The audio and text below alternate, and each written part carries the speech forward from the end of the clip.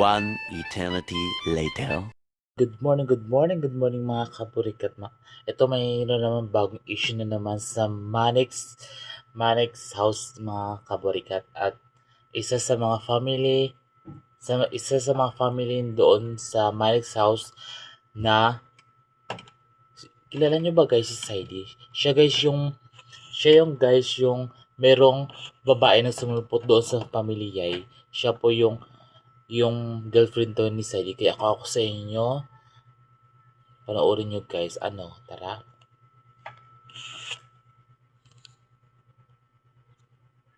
Soon after. Oh, ayan kilala mo yan?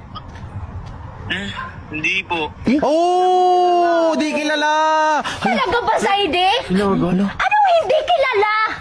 Halo. 2 taon tayo nagsama, kinalimutan mo na ako. Pinagpalit mo ko sa babaeng to. Ay, halo. Pinagpalit, hindi nga kita kilala.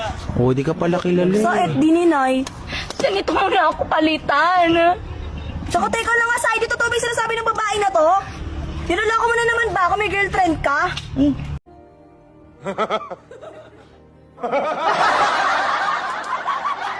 Eh di sana sinabi mo sa akin nung una pa lang. Ano sinabi mo, Saidi? Hindi mo ako girlfriend? Halo.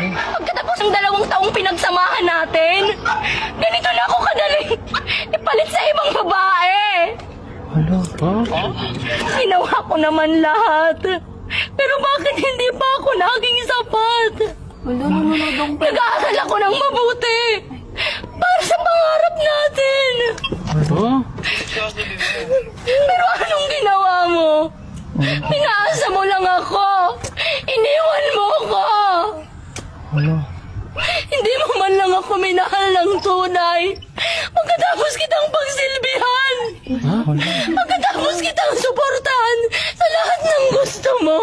Tapos ganito ang gagawin mo sa akin. Pinagpalit mo ko sa babaeng to. Halo. Sabi mo. Anong pinagsasabi mo? Kahit nga hindi ka tanggap ng pamilya ko, ikaw pa rin ang patuloy kong pinipili. Kasi mahal kita. Halo. Ibibigay ko lahat para sa'yo. Pero bakit mo nagawa sa akin to? Iling, totoo nga. Iyak siya. Maganyan ka to. Nag-audition lang talaga. Totoo nga. Hindi ba iyak na ganyan? Saidi, wait lang nga. Totoo ba yon ha? Magsabi ka na kasi ng totoo. Eh ba't umiyak yung babae na to? Bakit galit na galit sa akin to?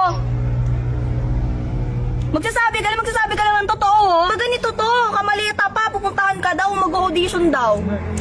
Baka mag-audition yan. O, diba? Anong mag-audition? Di ba hindi pa tayo break? Wala pang